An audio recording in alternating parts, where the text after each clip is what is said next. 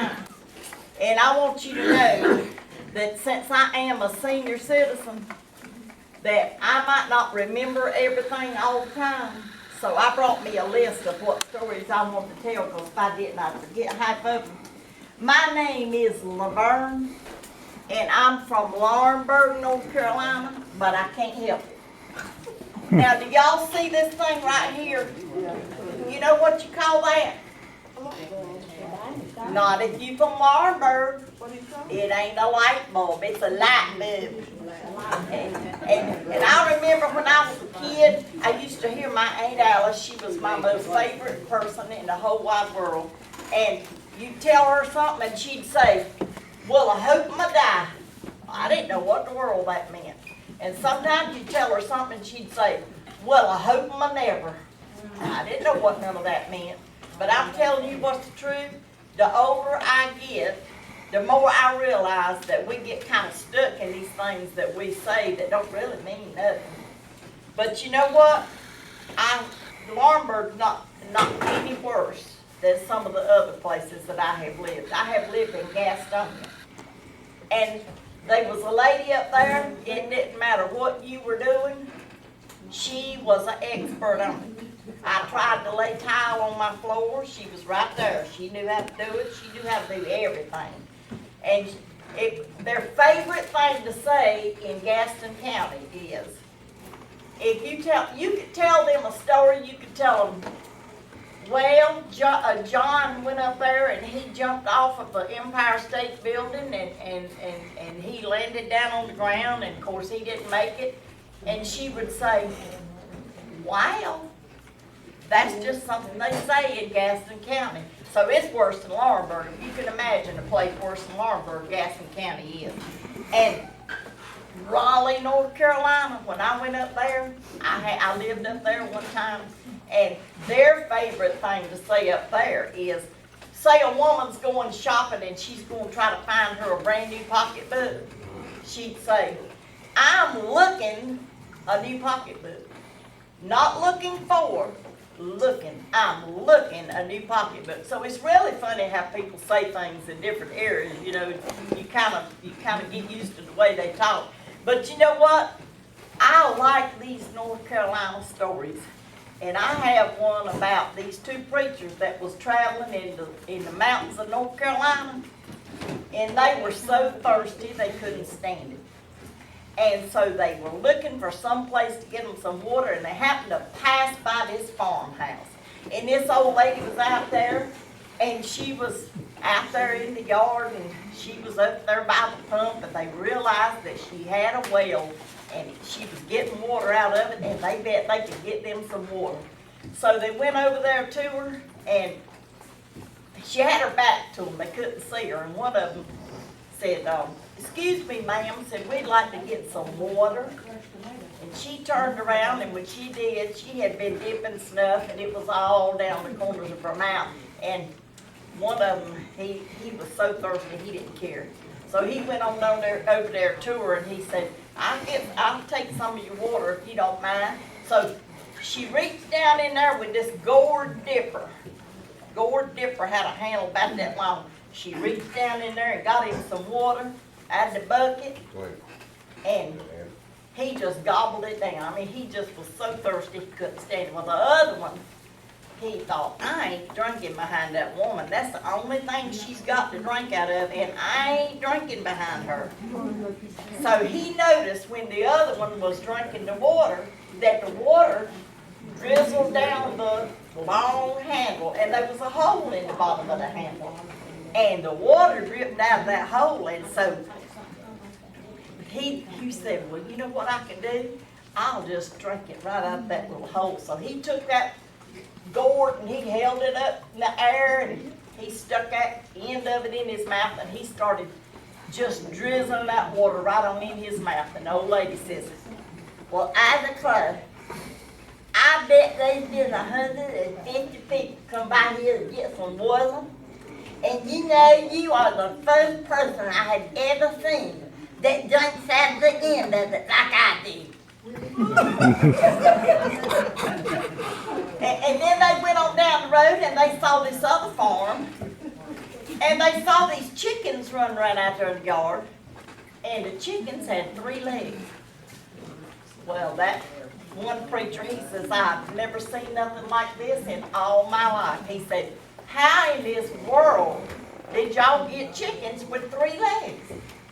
And the old farmer says, well, my wife and I love drumsticks. That's our favorite part of the chicken. So we figured out a way to breed some chickens that would have 3 legs instead of 2.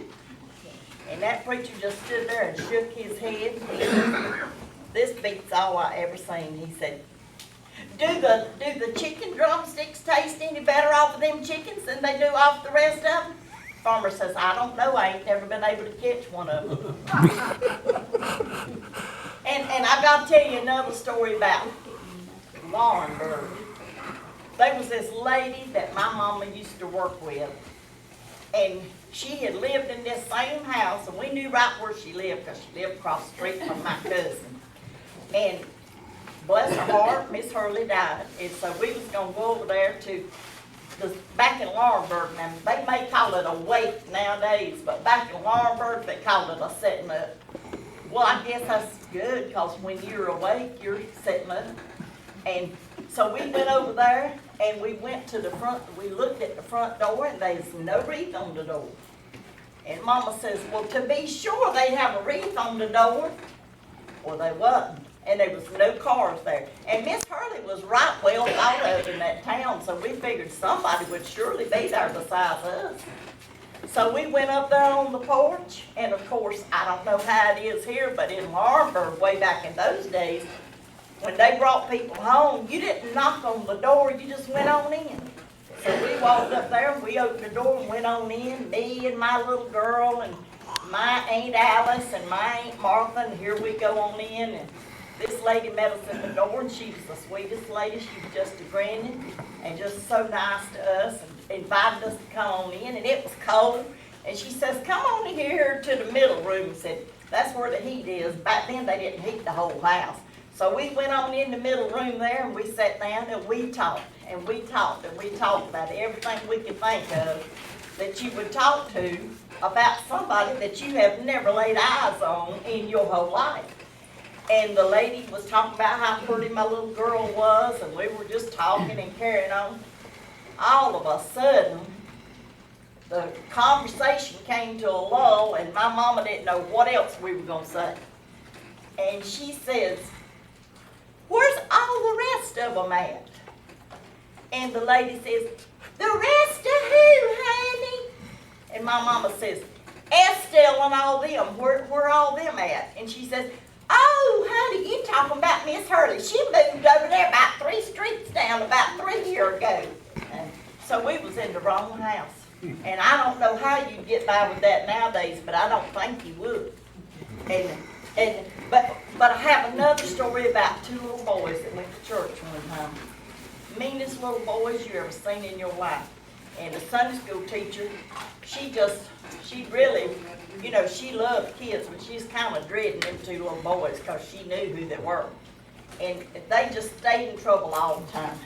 Well, she was teaching a lesson that morning that God is everywhere.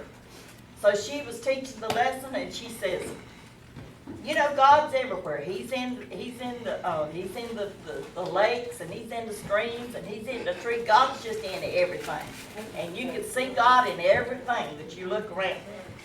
And boy, she just taught that lesson, and she got to the end of it, and she wanted to see if they paid attention. So she said, where is God? Well, ain't nobody spoke up. Where is God? No kid spoke up. Finally, she looked straight at one of them little boys that was so mean, and she says, where is God? And he grabbed his little brother by the hand and run out the door, and his little brother says, what's wrong? What's wrong? And he says, well, God's missing, and they think we took Him. And then there was 2 more little boys that went to Sunday school one time, and they came home, and the lesson that morning had been about the Hebrew boys. And when they come home, his mama said, one little boy, his mama said, what was the Sunday school lesson about this morning? Did you learn anything? He says, learned too much. And his mom said, well, what were they talking about? He said, they were talking about houses this morning. His mom said, houses? What you talking about? He said, I don't know. Said that woman kept saying something about my shack, your shack, and a bungalow. Now this story, now I'm going to tell you folks, I don't know how many of y'all have hearing aids, but I didn't have any, and I really didn't even know I couldn't hear.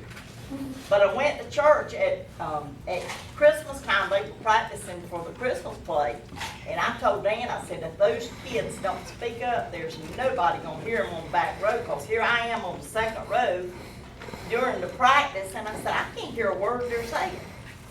Well, people would get up to make a testimony in the back of the room. I didn't hear a word they were saying.